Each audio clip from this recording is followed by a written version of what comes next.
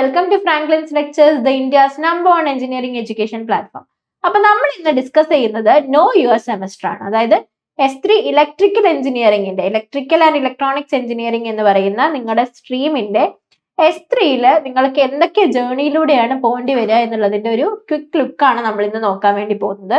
അപ്പൊ ഇതിൽ നമ്മൾ ചെയ്യുന്നത് എന്താന്ന് പറഞ്ഞാൽ നമ്മൾ എത്ര സബ്ജക്ട്സ് നമുക്ക് പഠിക്കാനുണ്ട്, എത്ര ലാബുകൾ നമുക്ക് പഠിക്കാനുണ്ട്, കോർ പേപ്പർ അല്ലാത്ത എത്ര സബ്ജക്ട്സ് പഠിക്കാനുണ്ട്, അതിന്റെ മാർക്ക് സ്പ്ലിറ്റപ്സ് ഒക്കെ എങ്ങനെയാണ് വരുന്നത്, അങ്ങനെയുള്ള കാര്യങ്ങളൊക്കെയാണ് നമ്മൾ നോക്കാൻ വേണ്ടി പോകുന്നത്.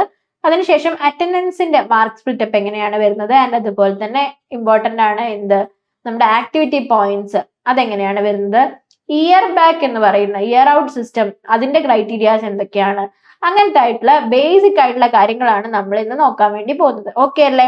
അപ്പൊ നിങ്ങൾക്ക് എല്ലാവർക്കും ഒരു ഐഡിയ കിട്ടിയിട്ടുണ്ടാവും എന്ന് തോന്നുന്നു ഇതുകൊണ്ട് എന്താണ് ഉദ്ദേശിക്കുന്നത് എന്നുള്ളത്. ഫസ്റ്റ് ഓഫ് ഓൾ നമുക്ക് electrical and electronics engineering S3 വരുന്ന കോർ പേപ്പേഴ്സ് ഏതൊക്കെയാണെന്ന് നോക്കാം.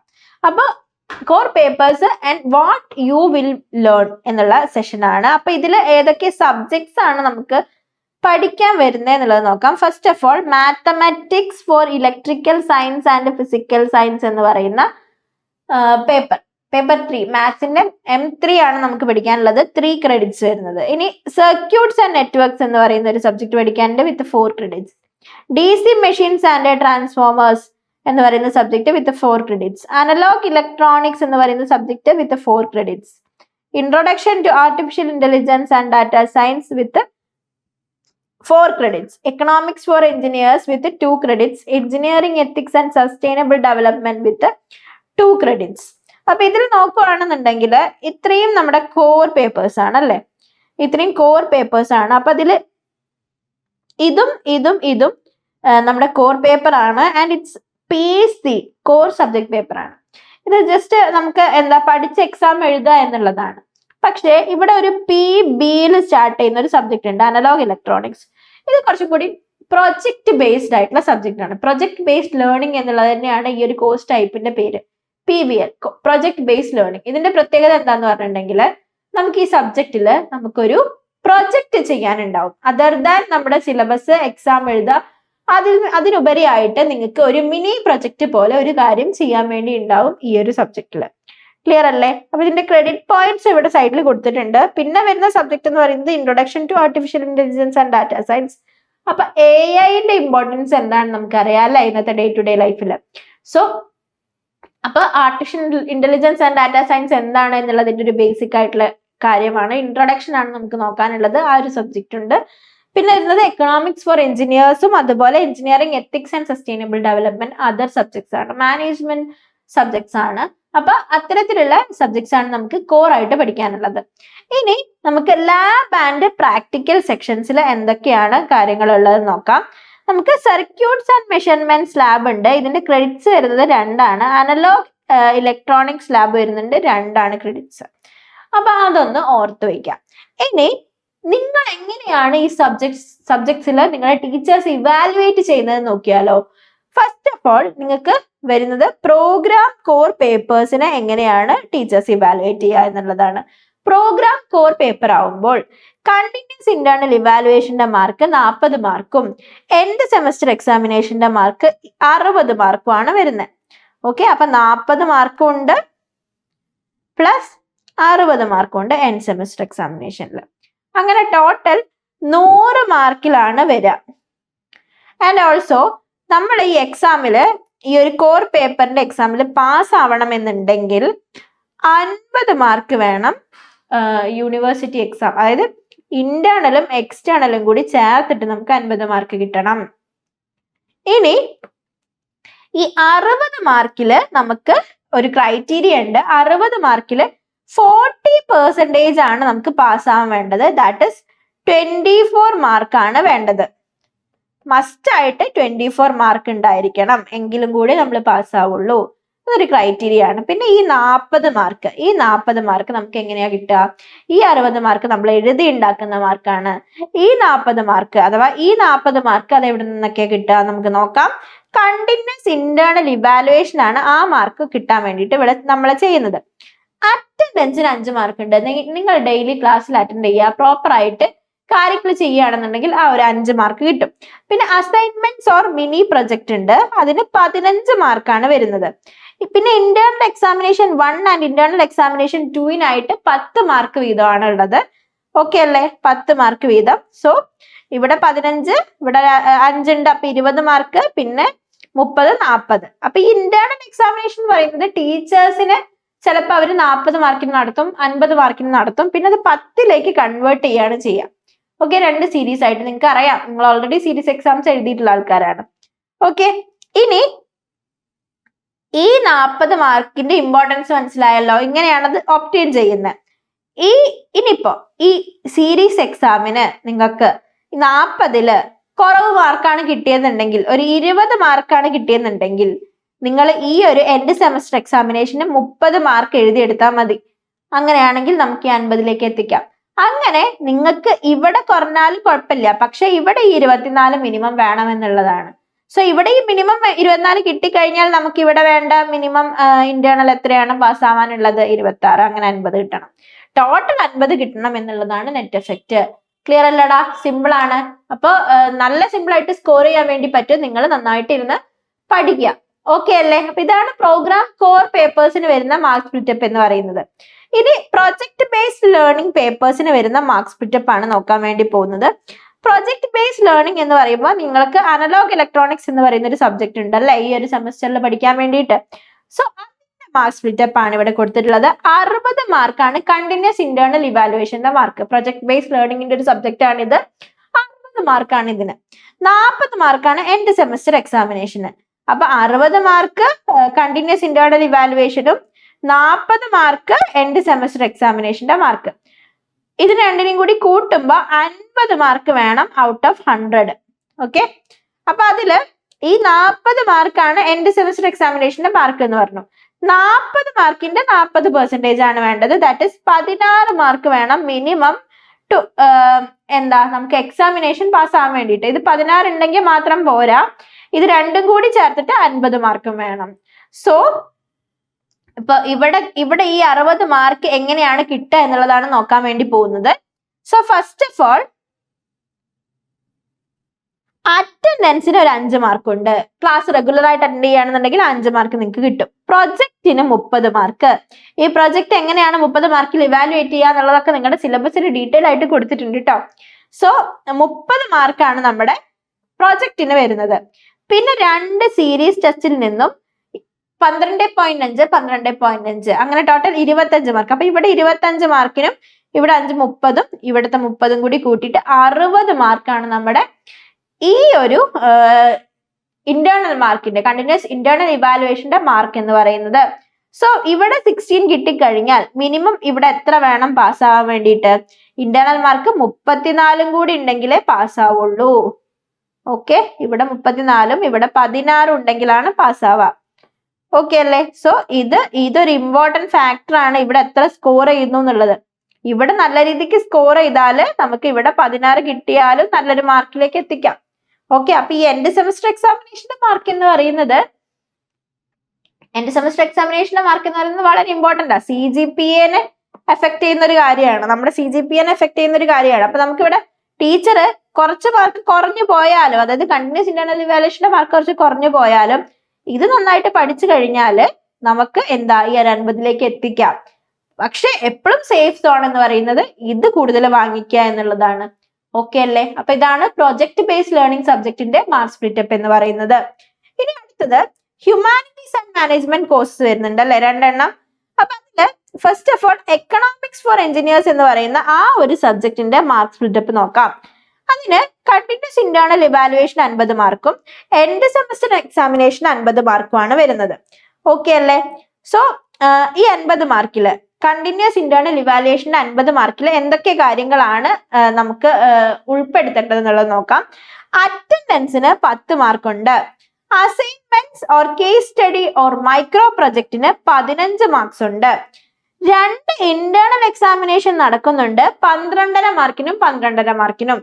സോ അങ്ങനെ ടോട്ടൽ 50 മാർക്കാണ് കണ്ടിന്യൂസ് ഇന്റേണൽ ഇവാലുവേഷന്റെ മാർക്ക് എന്ന് പറയുന്നത്.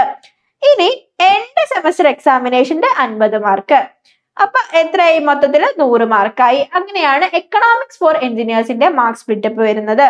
ഓക്കെ അല്ലേ? ഇനി അടുത്ത് വരുന്ന ഒരു മാനേജ്മെന്റ് പേപ്പർ ആണ് engineering ethics and sustainable development എന്ന് പറയുന്ന ഈ ഒരു പേപ്പർ. അപ്പൊ ഇതില് നമുക്ക് 4 ക്രൈറ്റീരിയാസ് വെച്ചിട്ടാണ് അവർ മാർക്ക് ഇടുക. ടോട്ടൽ 50ലാണ് ആ മാർക്ക് വരുന്നത്. ക്രൈറ്റീരിയാസിൽ ഫസ്റ്റത്തെ ക്രൈറ്റീരിയ റിഫ്ലക്റ്റീവ് ജേർണൽ എന്ന് പറയുന്ന ഒരു സെഷൻ ആണ്. അത് 5 മാർക്കാണ് ഉള്ളത്. Weekly entries reflecting on what was learned, personal insight and how it can be applied on the local context. അപ്പൊ ഇതൊരു റിസർച്ച് ടൈപ്പ് സംഭവമാണ്. നമ്മൾ ഡോക്യുമെന്റേഷൻ ചെയ്യുക, നമ്മൾ ചില കാര്യങ്ങളെ പഠിക്കുക, കേസ് സ്റ്റഡി ചെയ്യുക, അങ്ങനെയുള്ള കാര്യങ്ങളാണ്. ജേർണൽ പ്രിപ്പറേഷൻ, അതൊക്കെയാണ് മെയിൻ ആയിട്ട് ഈ ഒരു ഏരിയയിൽ വരുന്നത്. ഇനി മൈക്രോ പ്രൊജക്ട് വരുന്നുണ്ട്. മൈക്രോ പ്രൊജക്റ്റിൽ നമ്മൾ എന്താ ചെയ്യുന്നത്? ഇവിടെ detailed documentation of the project including methodologies, findings and reflections. Okay, അത് ചെയ്യാം. അപ്പൊ അതിന് സെർട്ടൻ കാറ്റഗറീസ് ഉണ്ട്. അപ്പൊ first category perform and engineering ethics case study and prepare A report. അതിന് 8 മാർക്ക് ഉണ്ട്. എഞ്ചിനീയറിംഗ് എത്തിക്സിന്റെ കേസ് സ്റ്റഡി ചെയ്യുക, അതിന്റെ റിപ്പോർട്ട് പ്രിപ്പയർ ചെയ്യുക. ഇനി conduct a literature survey on code of ethics for engineers and prepare a sample code of ethics. അതിനും mark ഉണ്ട്. പിന്നെ വരുന്നത് listen to a TED talk on gender related topic, do a literature survey on the topic, make a report citing the relevant papers with a specific analysis of the Kerala context. അതിന് 5 mark ഉണ്ട്. ഇനി അടുത്തത് undertake a project case study based on the concept of sustainable development, module 1, 2 and 3, 4 base, module 2, 3 and 4 base ചെയ്തിട്ട് അതിന് 12 mark ഉണ്ട്. ഇനി അടുത്ത് വരുന്നത് ആക്ടിവിറ്റീസ് ആണ്. ആക്ടിവിറ്റീസ് എന്ന് പറയുന്ന ഒരു സെക്ഷനെ ബേസ് ചെയ്തിട്ടാണ്. 1 ആക്ടിവിറ്റി ഫ്രം module 2, 3 and 4. നിങ്ങളുടെ module 2, 3 and 4 ബേസ് ചെയ്തിട്ട് ഒരു ആക്ടിവിറ്റി, അതിന് 15 മാർക്ക് ഉണ്ട്. അടുത്ത ഫൈനൽ പ്രസന്റേഷൻ ആണ്. A comprehensive presentation summarizing the key takeaways from the course, personal reflecting and proposed future actions based on the learnings. അപ്പൊ അതിന് 5 mark ഉണ്ട്. സോ ഇങ്ങനെയാണ് ഈ ഒരു എഞ്ചിനീയറിംഗ് എത്തിക്സ് എന്ന് പറയുന്ന സബ്ജക്റ്റിന്റെ മാർക്ക് സ്പ്ലിറ്റപ്പ് വരുന്നത്. എന്തിനാടാ? കണ്ടിന്യൂസ് ഇന്റേണൽ ഇവാലുവേഷന്റെ മാർക്ക് സ്പ്ലിറ്റപ്പ് വരുന്നത്. അപ്പൊ ഇതിന്റെ എൻഡ് സെമസ്റ്റർ എക്സാമിനേഷനും ഉണ്ട്. അതിനും എത്ര മാർക്ക് വരുന്നുണ്ട്? 50 മാർക്ക് വരുന്നുണ്ട്. അങ്ങനെ ടോട്ടൽ 100 മാർക്കിനാണ് ഇതിന്റെ ഒരു സ്പ്ലിറ്റും വരുന്നത്. ക്ലിയർ അല്ലേ? വളരെ സിമ്പിൾ ആയിട്ടുള്ള ഒരു മാർക്കിംഗ് സിസ്റ്റം ആണ് ഇതിനും വന്നിട്ടുള്ളത്. അപ്പൊ ഒന്നുമല്ല, നിങ്ങൾ കൂടുതൽ കേസ് സ്റ്റഡി കാര്യങ്ങൾ നടത്തുക, റിപ്പോർട്ട് പ്രിപ്പയർ ചെയ്യാൻ വേണ്ടിയിട്ട്. അത് പേപ്പർ വർക്ക്സ് ആണ് ഇതിൽ കൂടുതൽ ഉണ്ടാവുക. കേസ് സ്റ്റഡി, ജേർണൽ പ്രിപ്പറേഷൻ, അങ്ങനെയുള്ള കാര്യങ്ങൾ. അപ്പൊ അതൊക്കെ ആ ഒരു സ്കില്ല് നിങ്ങളുടെ ഇമ്പ്രൂവ് ചെയ്യാൻ വേണ്ടിയിട്ട്, അല്ലെങ്കിൽ മാനേജ്മെന്റ് സ്കില്ല് നിങ്ങൾക്ക് ഇമ്പ്രൂവ് ചെയ്യാൻ വേണ്ടിയിട്ട്, അല്ലെങ്കിൽ എത്തിക്സ്, പ്രൊഫഷണൽ എത്തിക്സ് എന്താണ് എന്നുള്ള കാര്യങ്ങളൊക്കെ നമുക്ക് മനസ്സിലാക്കാൻ വേണ്ടി പറ്റും by studying this subject. Clear അല്ലേ? ഇനി അങ്ങനെയാണെന്നുണ്ടെങ്കിൽ നമുക്ക് അടുത്ത് വരുന്ന സെക്ഷനാണ് ലാബിന്റെ സെക്ഷൻ എന്ന് പറയുന്നത്. ലാബിന് നമുക്ക് പ്രോഗ്രാം കോർ ലാബാണ്. ഇന്റേണൽ എക്സാമും ഉണ്ട്, ഇന്റേണൽ മാർക്കും ഉണ്ട്, അതുപോലെ എക്സ്റ്റേണൽ എക്സാമിനേഷന്റെ മാർക്കും ഉണ്ട്. 50 മാർക്ക് കണ്ടിന്യൂസ് ഇന്റേണൽ ഇവാലുവേഷന്റെ മാർക്കാണ്. പിന്നെ 50 മാർക്ക് വന്നിട്ട് എൻഡ് സെമസ്റ്റർ എക്സാമിനേഷന്റെ മാർക്കാണ്. അപ്പൊ നമുക്ക് ആദ്യം കണ്ടിന്യൂസ് ഇന്റേണൽ ഇവാലുവേഷന്റെ മാർക്ക് നോക്കാം. അറ്റൻഡൻസിന് 5 മാർക്കുണ്ട്. പിന്നെ preparation, pre lab work, experiments, viva, timely completion of lab reports and records, ഇതിന് ഇത്രയും വന്നിട്ട് 25 മാർക്കാണ്. അപ്പൊ 25 മാർക്കില് ടീച്ചേഴ്സ് ഇങ്ങനെ ഇടും, നിങ്ങളോട് പറഞ്ഞിട്ടുള്ള കാര്യങ്ങൾ പ്രോപ്പർ ആയിട്ട് മെയിൻറ്റെയിൻ ചെയ്യുന്നുണ്ടോ എന്നുള്ളത്. അതായത് നിങ്ങൾ ലാബിലേക്ക് കയറുന്നത് ടൈമിനാണോ, ആൻഡ് ലാബിലേക്ക് കയറുമ്പോൾ നിങ്ങളോട് പറഞ്ഞിട്ടുള്ള കാര്യങ്ങൾ പ്രോപ്പർ ആയിട്ട് ചെയ്തിട്ടുണ്ടോ, ലാബിലേക്ക് വരുമ്പോൾ അന്ന് ചെയ്യാൻ പോകുന്ന എക്സ്പെരിമെന്റിനെ കുറിച്ച് ഒരു ധാരണ നിങ്ങൾക്കുണ്ടോ എന്നുള്ള കാര്യങ്ങളൊക്കെ ഇവര് അനലൈസ് ചെയ്തുകൊണ്ടിരിക്കും. അതിന് പുറമെ എന്താണ്, ലാബ് എക്സ്പെരിമെന്റ് പ്രോപ്പർ ആയിട്ടാണോ ചെയ്യുന്നത്, ലാബ് എക്സ്പെരിമെന്റ് പ്രോപ്പർ ആയിട്ട് നിങ്ങൾക്ക് ഔട്ട്പുട്ട് കിട്ടുന്നുണ്ടോ, ആ ഔട്ട്പുട്ട് നിങ്ങൾ പ്രോപ്പർ ആയിട്ട് ഒബ്സർവ് ചെയ്യുന്നുണ്ടോ, ഇങ്ങനെയുള്ള കാര്യങ്ങളൊക്കെ അവര് നോട്ടീസ് ചെയ്യും, കണ്ടിന്യൂസ് ആയിട്ട് ഇവാലുവേറ്റ് ചെയ്തുകൊണ്ടിരിക്കും. അതിനനുസരിച്ച് നിങ്ങൾക്ക് 25 മാർക്കിൽ അവരൊരു മാർക്ക് ഇടും. അറ്റൻഡൻസിന് 5 മാർക്കും കൂട്ടിയിട്ട് 30 മാർക്കായി ഇവിടെ. പിന്നെ ഒരു 50 മാർക്ക് ഉണ്ട്. ആ 50 മാർക്ക് വരുന്നത്, ആ 50 മാർക്കിന് 30 മാർക്ക് എന്താണ്, ഇത്രയും കാര്യങ്ങളിൽ പോയി കണ്ടിന്യൂസ് ഇവാലുവേഷനിൽ. പിന്നെ ഒരു 20 മാർക്ക് വരുന്നത് ഇന്റേണൽ ലാബ് എക്സാമിനേഷൻ ആണ്. അതായത് നിങ്ങൾക്ക് എക്സ്റ്റേണൽ ലാബ് എക്സാമിനേഷനിൽ വരുന്നത് ആരായിരിക്കും? പുറത്തുനിന്ന് ഒരു കോളേജിൽ നിന്നുള്ള ഒരു ഫാക്കൽറ്റി ആയിരിക്കും നിങ്ങൾക്ക് എക്സ്റ്റേണൽ ലാബ് എക്സാമിനർ ആയിട്ട് വരിക. ഓക്കെ, അപ്പൊ ആ ഒരു എക്സ്റ്റേണൽ ലാബ് എക്സാമിനർക്ക് ലാബ് എക്സാം നടത്തുമല്ലോ, അതേ ഒരു പാറ്റേണിൽ നിങ്ങളുടെ കോളേജിലുള്ള കൺസേൺ ലാബ് ഫാക്കൽറ്റി ആരാണോ അവരൊരു എക്സാം നടത്തും. ഓക്കെ, അപ്പൊ ആ ഒരു എക്സാമിന്റെ മാർക്കാണ് ഈ ഒരു 20 മാർക്സ് എന്ന് പറയുന്നത്. അത് ഓർത്ത് വെക്കുക. അങ്ങനെയാണ് 50 മാർക്ക് കിട്ടുന്നത്. ഇനി 50 മാർക്ക് എവിടുന്നാടാ? എൻഡ് സെമസ്റ്റർ എക്സാമിനേഷൻ നിന്നാണ്. അപ്പൊ നിങ്ങളുടെ എക്സാം പാറ്റേൺ നിങ്ങൾക്ക് അറിയാമെന്ന് വിചാരിക്കണോ? നിങ്ങൾ തന്നെ ആയിരിക്കും നിങ്ങൾക്കുള്ള ക്വസ്റ്റ്യൻ ചൂസ് ചെയ്യുന്നത്. സോ എക്സ്റ്റേണൽ എക്സാമിനർ ഉണ്ടായിരിക്കും. നിങ്ങൾ ക്ലാസ്സിലേക്ക് എൻ്റർ ചെയ്യുമ്പോൾ ഇഷ്ടമുള്ള ഒരു ക്വസ്റ്റ്യൻ ചൂസ് ചെയ്തിട്ട് നിങ്ങൾ റെക്കോർഡ് സബ്മിറ്റ് ചെയ്തിട്ട് ഇഷ്ടമുള്ള ഒരു ക്വസ്റ്റ്യൻ ചൂസ് ചെയ്തിട്ട് അതിന്റെ കറസ്പോണ്ടിങ് ആയിട്ടുള്ള തിയറി കാര്യങ്ങൾ അല്ലെങ്കിൽ പ്രൊസീജിയർ കാര്യങ്ങളൊക്കെ എഴുതുക.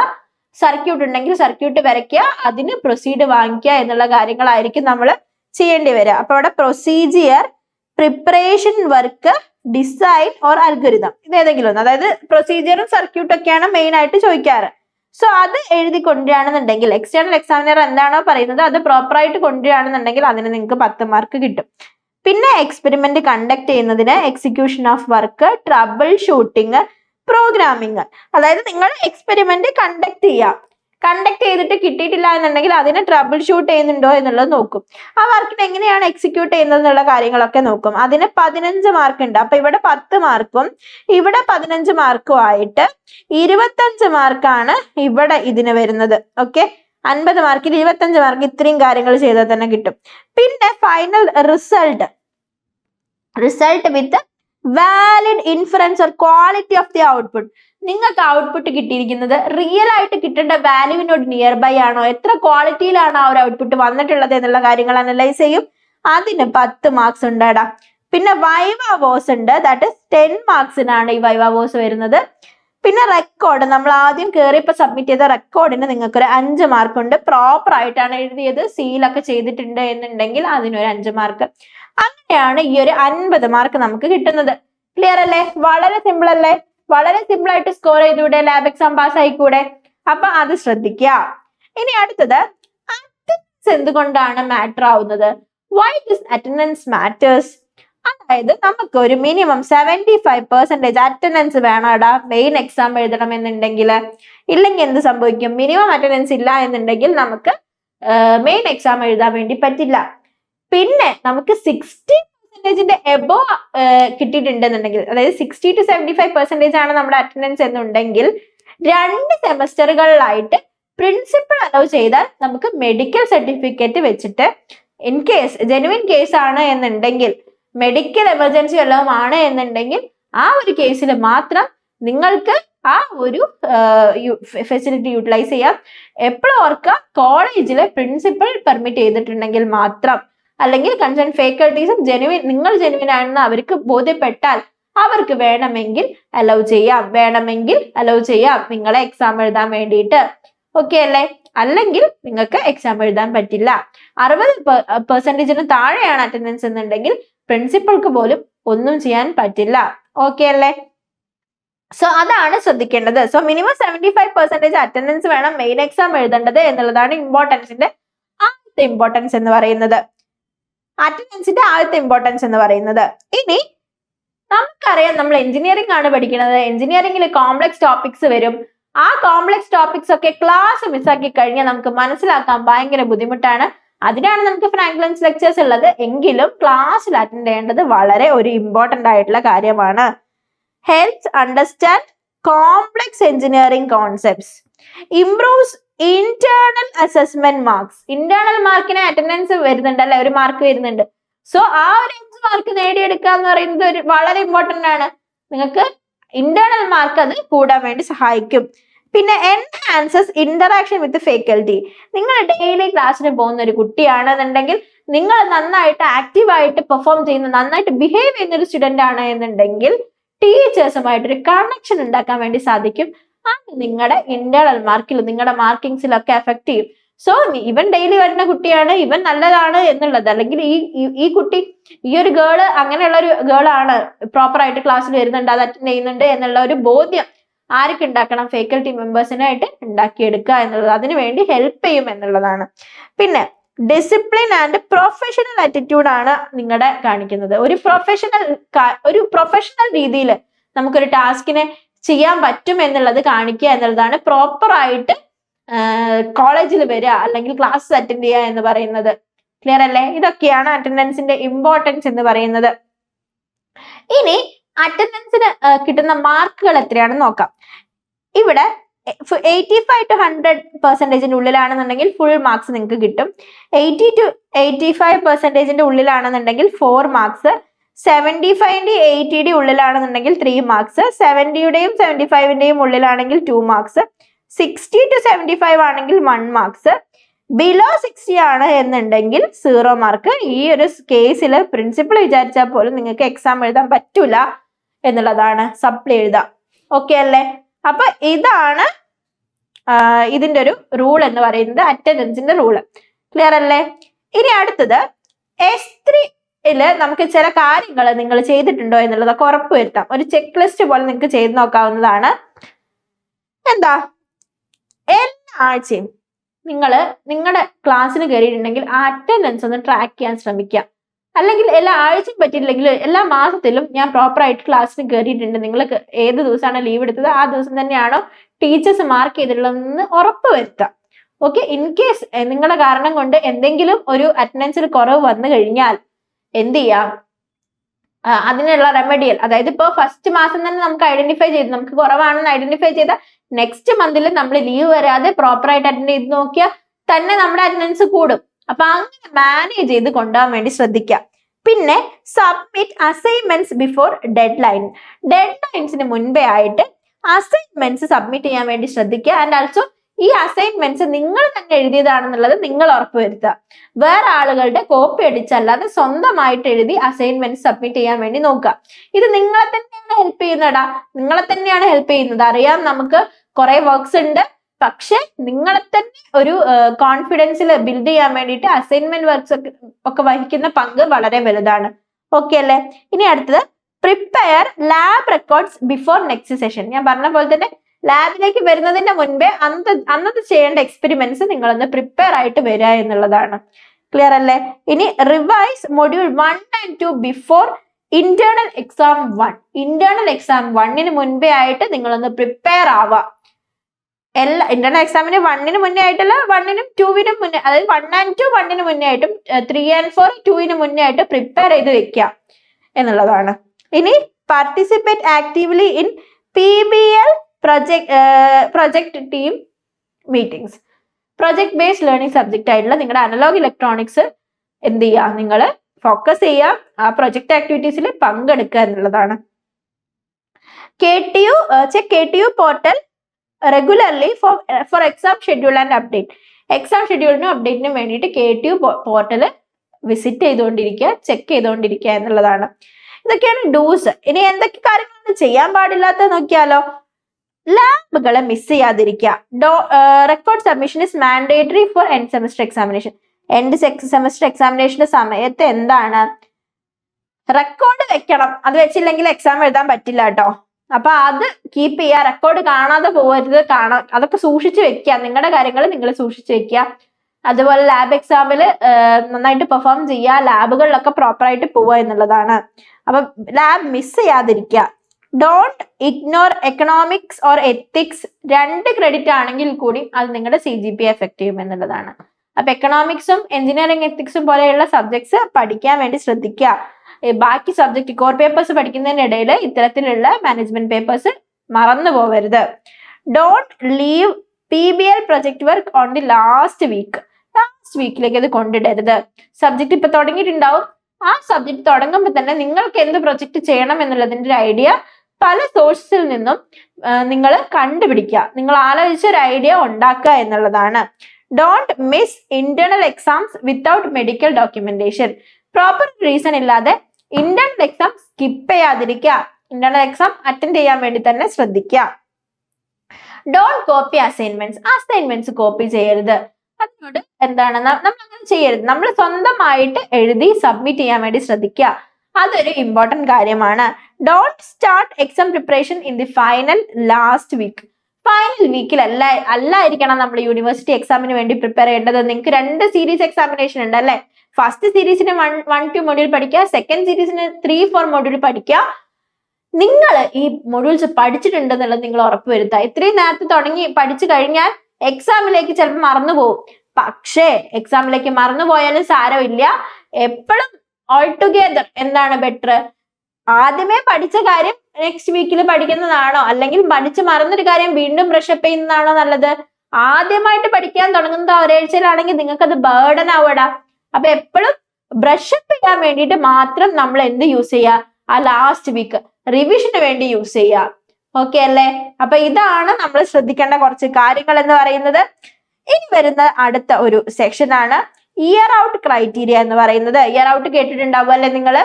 അപ്പൊ ഇയർ ഔട്ട് ഒന്നുമല്ല, നിങ്ങൾക്ക് പേടിക്കേണ്ട ഒരാവശ്യമില്ല. ഇവിടെ കുറച്ച് കാര്യങ്ങൾ ശ്രദ്ധിച്ചാൽ ഇയർ ഔട്ട് ഇല്ലാതെ നിങ്ങൾക്ക് പാസ് ആവാൻ വേണ്ടി പറ്റും. അപ്പൊ അതെങ്ങനെയാണെന്ന് നോക്കാം. നമുക്ക് ഇവിടെ വരുന്നത് 8 സെമസ്റ്റേഴ്സ് വരുന്നുണ്ട് അല്ലെ. ഇവിടെ ഓരോ സെമസ്റ്ററിലും ഓരോ ഇൻഡിവിജ്വൽ ക്രെഡിറ്റ് പോയിന്റ് എത്രയാണ് എന്നുള്ളത് first, second, third, fourth, fifth, sixth, seventh, eighth കൊടുത്തിട്ടുണ്ട്. ഇനി ഫസ്റ്റത്തെ സെമ്മിൽ വരുന്ന ക്രെഡിറ്റ് പോയിന്റ്, ഈ 2 സെമ്മും കൂടി കൂട്ടിയിട്ടുള്ള ക്രെഡിറ്റ് പോയിന്റ് ഇവിടെ ക്യുമുലേറ്റീവ് ക്രെഡിറ്റ്സ് കൊടുത്തിട്ടുണ്ട്. ഇത് 3ഉം കൂട്ടിയിട്ടുള്ള ക്രെഡിറ്റ്, ഇത് 4ഉം കൂട്ടിയിട്ടുള്ള ക്രെഡിറ്റ്, ഇത് 5ഉം കൂട്ടിയിട്ടുള്ള ക്രെഡിറ്റ്, ഇത് 6ഉം കൂട്ടിയിട്ടുള്ള ക്രെഡിറ്റ്, 7ഉം കൂട്ടിയിട്ടുള്ള ക്രെഡിറ്റ്, 8ഉം കൂട്ടിയിട്ടുള്ള ക്രെഡിറ്റ് ഒക്കെ ഇവിടെ കൊടുത്തിട്ടുണ്ട്. ക്യുമുലേറ്റീവ് ക്രെഡിറ്റ്സ് ആണ് ഇത്. ഇനി ഇവിടെ 2 കാര്യങ്ങളാണ് പറയുന്നത് ലാസ്റ്റ് 2 കോളത്തിലായിട്ട്. ഒന്ന് റെഗുലർ ആയിട്ട് ബിടെക്, അതായത് ഫസ്റ്റ് ഇയർ മുതൽ ബിടെക് ചെയ്യുന്ന സ്റ്റുഡൻസ്, പിന്നെ lateral entry students. Lateral entry students എന്ന് പറയുമ്പോൾ അവർ ഫസ്റ്റ് ഇയറിൽ ഉണ്ടാവില്ല, സെക്കൻഡ് ഇയർ മുതലായിരിക്കും അവർ വന്നിട്ടുണ്ടാവുക, അതായത് S3 മുതൽ. അപ്പൊ അത്തരത്തില് 2 തരത്തിലുള്ള സ്റ്റുഡൻസ് ഉണ്ടാവും. അപ്പൊ എങ്ങനെയാണ് ഈ ക്രെഡിറ്റ് പോയിന്റ് ഫോർ എന്താണ് മിനിമം നെക്സ്റ്റ് സെമസ്റ്ററിലേക്ക് പോകാനുള്ള അല്ലെങ്കിൽ ഇയർ ഔട്ട് വരാതിരിക്കാനുള്ള മിനിമം ക്രെഡിറ്റ് പോയിന്റ് എത്രയാണെന്നുള്ളതാണ് നോക്കാൻ വേണ്ടി പോകുന്നത്. ഫസ്റ്റ് ഓഫ് ഓൾ, ഫസ്റ്റത്തെ ഈ ഒരു സെമസ്റ്ററിൽ വന്നിട്ട് 20 ക്രെഡിറ്റ് പോയിന്റ് ആണ് വേണ്ടത്. ഇവിടെ സ്റ്റുഡൻസ് ഓൾറെഡി ഫസ്റ്റ് ഇയറിലേക്ക് കയറാൻ വേണ്ടിയിട്ട്, അതായത് 20 ക്രെഡിറ്റ് പോയിന്റ് ആണ് നമുക്ക് കിട്ടുക. ഈ ഫസ്റ്റ് ഇയറിലെ ടോട്ടൽ സബ്ജക്ട് എഴുതി കഴിഞ്ഞാൽ, ടോട്ടൽ സബ്ജക്ട് പാസ്സായി കഴിഞ്ഞാൽ നമുക്ക് 20 ക്രെഡിറ്റ് പോയിന്റ് ആണ് കിട്ടുക. അപ്പൊ ഇവിടെ ഫസ്റ്റ് ഇയറിലേക്ക് കയറണം എന്നുണ്ടെങ്കിൽ ഒരു ക്രെഡിറ്റ് പോയിന്റ് ആവശ്യമില്ല. ഇവിടെ ഓൾറെഡി ഇവരില്ല, ഓൾറെഡി ലാറ്ററൽ എൻട്രി സ്റ്റുഡൻസ് ഇവിടെ ഇല്ല. പക്ഷെ ഇവർക്ക് ഇത് അപ്ലിക്കബിൾ അല്ല, കാരണം ഫസ്റ്റ് ഇയറിലേക്ക് എന്തായാലും എല്ലാവർക്കും കയറാം അല്ലെ. പിന്നെ ഇവിടെ സെക്കൻഡ് സെമസ്റ്ററിൽ അവർ നിർബന്ധം പറയുന്നില്ല ഈ 44 ക്രെഡിറ്റ് വേണം എന്നുള്ളത്, ഇവിടെ ഇവർ എത്തിയിട്ടില്ല. ഇനി തേർഡ് സെമസ്റ്ററിൽ നോക്കൂ, ഇവിടെ നിർബന്ധിക്കുന്നില്ല. ഇവിടെ എന്താണ്, ഇവര് കയറുന്നേ ഉള്ളൂ, ജസ്റ്റ് കയറുന്നേ ഉള്ളൂ, അതുകൊണ്ട് ഇവിടെ ഇവർക്ക് അപ്ലിക്കബിൾ അല്ല. ഇനി ഫോർത്ത് സെമസ്റ്ററിൽ നോക്കൂ, ഇവിടെ ഇവരെ നിർബന്ധിക്കുന്നില്ല, ഇത്ര മിനിമം ക്രെഡിറ്റ് പോയിന്റ് വേണം എന്നുള്ളത് ഫോർത്ത് സെമസ്റ്ററിലും ഇരിക്കാൻ വേണ്ടി നിർബന്ധിക്കുന്നില്ല. ഇവിടെയും അവർക്ക് ഒരു കഴിഞ്ഞ സെമസ്റ്ററിൽ വന്നത് കാരണം ഇവിടെ അവര് നിർബന്ധിക്കുന്നില്ല ഇത്ര ക്രെഡിറ്റ് പോയിന്റ് വേണം ഇവിടെ കയറണം എന്നുണ്ടെങ്കിൽ. പക്ഷെ നിങ്ങൾക്ക് 5th സെമസ്റ്ററിലേക്ക് എൻ്റർ ചെയ്യണം എന്നുണ്ടെങ്കിൽ ഈ റെഗുലർ ബാച്ച് സ്റ്റുഡൻസിൽ 18 ക്രെഡിറ്റ്സ് വേണം.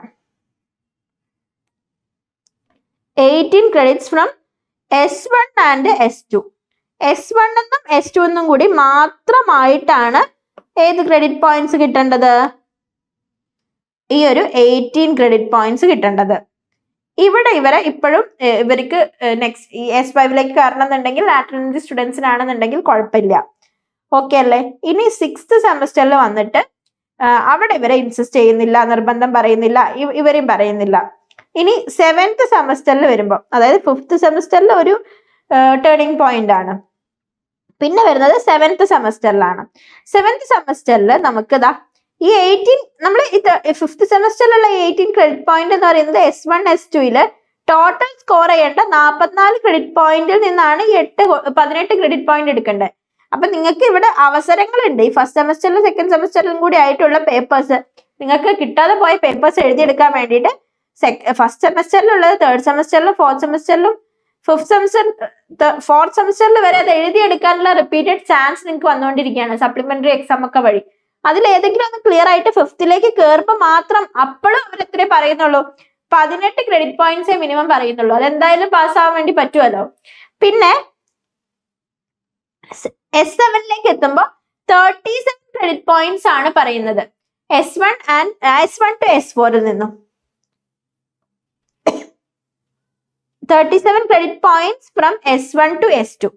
ഈ സമയത്ത് തന്നെ അവരെന്ത് പറയുന്നുണ്ട്, നമ്മുടെ ലാറ്ററൽ എൻട്രി സ്റ്റുഡൻസിന് വേണ്ട ക്രെഡിറ്റ് പോയിന്റ് പറയുന്നുണ്ട് 15 ക്രെഡിറ്റ് പോയിന്റ് ആണ് from S3 to S4. S3 മുതൽ S4 വരെയുള്ള ഈ രണ്ട് ബാച്ചിൽ നിന്നുമാണ് അത് വേണ്ടത്.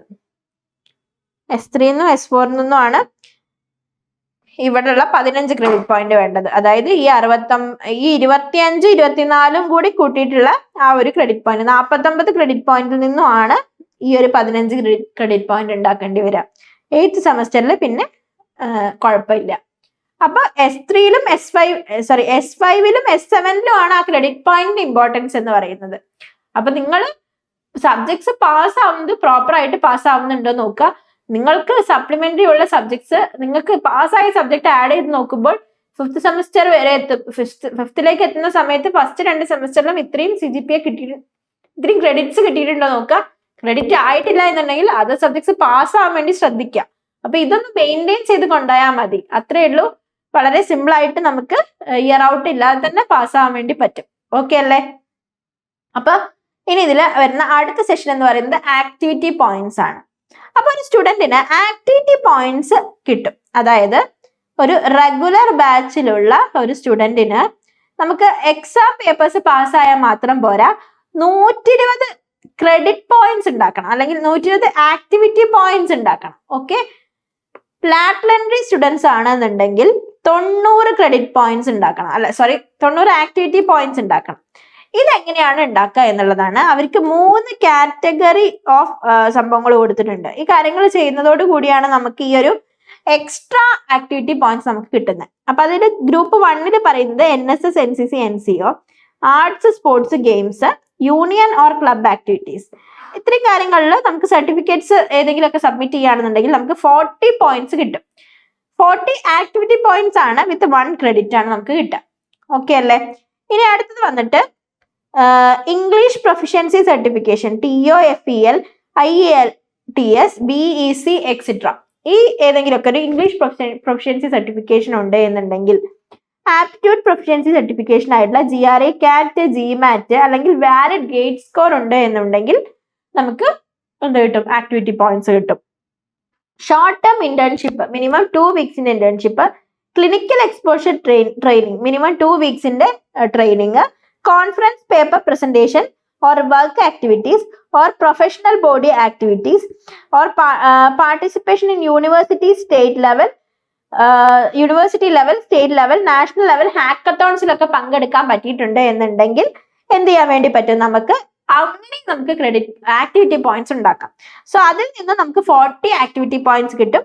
ക്രെഡിറ്റ് കിട്ടുന്നത് 1 ആണ്. ഇനി മൂന്നാമത്തെ ഗ്രൂപ്പിൽ പറയുന്നത് journal publication, patent, startup, innovation, winners of national or international level hackathon. അപ്പൊ അതാണ് ലെവൽ 3. അതിൽ വരുന്ന അടുത്തത് എന്ന് പറയുന്നത് സ്കില്ലിംഗ് സർട്ടിഫിക്കറ്റ്സ് ഉണ്ട് എന്നുണ്ടെങ്കിൽ നമുക്ക് എന്താണ് ആക്ടിവിറ്റി പോയിന്റ്സ് ഒബ്റ്റെയിൻ ചെയ്യാൻ വേണ്ടി പറ്റും. സോ അതിൽ നിന്നും നമുക്ക് 40 ആക്ടിവിറ്റി പോയിന്റ്സ് ആണ് കിട്ടുന്നത്. ക്രെഡിറ്റ് 1. ഓക്കെ അല്ലേ?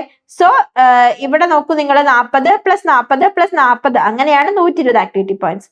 അപ്പൊ ഈ 90 ആക്ടിവിറ്റി പോയിന്റ്സ് എങ്ങനെയാണ് അച്ചീവ് ചെയ്യുക? ഈ 40 ഉള്ളതിന് പകരം ഇവർക്ക് ഇവിടെ 30 വെച്ച് അറ്റൈൻ ചെയ്താൽ മതി. ഈ സെയിം ക്രൈറ്റീരിയാസ് ആണ്, ഈ സെയിം സംഭവങ്ങളൊക്കെ തന്നെ സർട്ടിഫിക്കറ്റ് സബ്മിറ്റ് ചെയ്യുകയാണെങ്കിൽ അവർക്ക് കിട്ടുക 30 ആക്ടിവിറ്റി പോയിന്റ്സിന് വേണ്ടിയിട്ടുള്ള സർട്ടിഫിക്കേഷൻസ് ആണ് അവർ ചെയ്യേണ്ടി വരിക. ഓക്കെ അല്ലേ? ഇനി ഇതുണ്ടോ, മിനിമം ക്രെഡിറ്റ് റിക്വയർമെന്റ് എന്ന് പറയുന്നത് 3 credit, 1 credit from each group. ഓരോ ഗ്രൂപ്പിൽ നിന്നും ഓരോ ക്രെഡിറ്റ്. ക്ലിയർ അല്ലേ? അപ്പൊ അങ്ങനെയാണെന്നുണ്ടെങ്കിൽ നമുക്ക് എന്താണ് ആക്ടിവിറ്റി പോയിന്റ്സിന്റെ കാര്യം സെറ്റ് ആയിട്ടുണ്ട്. അപ്പൊ ഇതാ ഇവിടെ ഞാൻ പറഞ്ഞിട്ടുള്ള കാര്യങ്ങളൊക്കെ തന്നെയാണ് കൊടുത്തിട്ടുള്ളത്. Minimum activity points 120, 40 points per group, 3 activity credits meet ചെയ്യും. ഇനി ലാറ്ററൽ എൻട്രി സ്റ്റുഡൻസിനാണെങ്കിൽ 30 പോയിന്റ്സ് പെർ ഗ്രൂപ്പ്, എന്താണ് 90 activity points must be acquired to obtain 3 activity credits mandated by the curriculum. Okay അല്ലേ? അപ്പൊ നമ്മൾ എക്സാം പേപ്പേഴ്സ് മാത്രം പാസ് ആയതുകൊണ്ട് കാര്യമില്ല, ഇങ്ങനത്തെ ആക്ടിവിറ്റി പോയിന്റ്സും കൂടി ഉണ്ടെങ്കിലേ നമുക്ക് BTech കംപ്ലീറ്റ് ചെയ്യാൻ വേണ്ടി പറ്റുള്ളൂ. ക്ലിയർ അല്ലേ? സിമ്പിൾ അല്ലേ? അപ്പൊ എന്താ നമുക്കിനി കീ ടു സക്സസ്, എങ്ങനെയാണ് നമുക്ക് ഈ ഒരു ബിടെക് പഠിച്ചിട്ട് പാസ്സാവാൻ പറ്റുന്നതെന്ന് നോക്കാം. ഫസ്റ്റ് എല്ലാ ക്ലാസ്സും അറ്റൻഡ് ചെയ്യുക. ക്ലാസ് മിസ്സാക്കാതെ അറ്റൻഡ് ചെയ്യടാ, അത് മസ്റ്റ് ആണ്. പിന്നെന്താ, സ്റ്റഡി മൊഡ്യൂൾ വൈസ്, ഓരോ മൊഡ്യൂളായിട്ട് ടീച്ചേഴ്സ് എടുത്തു കഴിഞ്ഞ ഉടനെ തന്നെ, അല്ലെങ്കിൽ അന്നന്ന് പഠിപ്പിക്കുന്ന കാര്യങ്ങൾ ഒരു 24 hours-നുള്ളിൽ തന്നെ പഠിച്ചു തീർക്കുക എന്നുള്ളതാണ്. കംപ്ലീറ്റ് നോട്ട്സ് വീക്കിലി, എല്ലാ വീക്കിലും ക്ലാസ് തീർക്കുക. റിവൈസ് ആഫ്റ്റർ എവറി മൊഡ്യൂൾ, ഓരോ മൊഡ്യൂളിന് ശേഷം ഇത് വീണ്ടും റിവൈസ് ചെയ്യുക, റിവിഷൻ ചെയ്യുക എന്നുള്ളതാണ്. ന്യൂമറിക്കൽ പ്രോബ്ലംസ് എഴുതി തന്നെ പഠിക്കുക. ന്യൂമറിക്കൽ പ്രോബ്ലംസ് വായിച്ച് പഠിച്ചോ, നോക്കി പഠിച്ചോ, അല്ലെങ്കിൽ ഒരു ക്വസ്റ്റ്യൻ കാണുമ്പോൾ നിങ്ങൾക്ക് ഓക്കെ ഇത് എനിക്ക് ചെയ്യാൻ അറിയാം എന്നുള്ള മൈൻഡ് സെറ്റ് ഒഴിവാക്കിയിട്ട് അതൊന്ന് പ്രാക്ടീസ് ചെയ്ത് നോക്കുക. അപ്പൊ നിങ്ങൾക്ക് സ്റ്റക്ക് ആവുന്ന ആ ഒരു സംഭവം അവിടെ നിൽക്കും. പല കുട്ടികളും പറഞ്ഞു കേട്ടിട്ടുണ്ട് എക്സാമിന് സ്റ്റക്കായി എന്നുള്ളത്.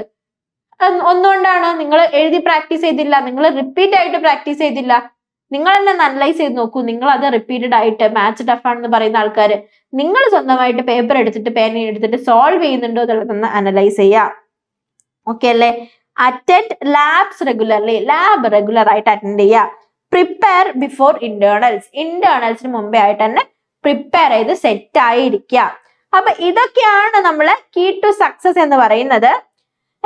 നിങ്ങൾക്ക് എല്ലാവർക്കും എന്താണ് ഒരു ഗ്രേറ്റ് സെമസ്റ്റർ അച്ചീവ് ചെയ്യാൻ വേണ്ടിയിട്ട്, നല്ല രീതിയിലേക്ക് മാർക്ക് സ്കോർ ചെയ്ത് മുന്നോട്ട് പോകാൻ വേണ്ടിയിട്ട് ഒരു ബെസ്റ്റ് വിഷസ് പറയാണ്. May this semester B full of learning, achievement and new opportunities. പുതിയ പുതിയ ഓപ്പർച്യൂണിറ്റീസ്, ഹാക്കത്തോൺസ്, വർക്ക്ഷോപ്സ് ഒക്കെ അറ്റൻഡ് ചെയ്യാനും ആൻഡ് അതുപോലെ നല്ലൊരു കരിയർ ബിൽഡ് ചെയ്യാൻ വേണ്ടിയിട്ടുള്ള കാര്യങ്ങൾ നിങ്ങൾക്ക് ചെയ്യാൻ വേണ്ടി കഴിയട്ടെ. അപ്പൊ നമുക്ക് ഇത്രയൊക്കെയാണ് ഈ ഒരു സെക്ഷനിൽ എനിക്ക് പറയാനുള്ളത്. അപ്പൊ നിങ്ങൾ എല്ലാവരും ഈ കാര്യങ്ങളൊക്കെ മനസ്സിൽ വെച്ച് ഓർത്ത് ഒരു പാറ്റേണിൽ മുന്നോട്ട് പോവുക. അപ്പൊ അത്രയൊക്കെ ഉള്ളൂ. നമുക്ക് പിന്നൊരു വീഡിയോയിൽ കാണാം. അതുവരേക്കും ടേക്ക് കെയർ ആൻഡ് ബൈ.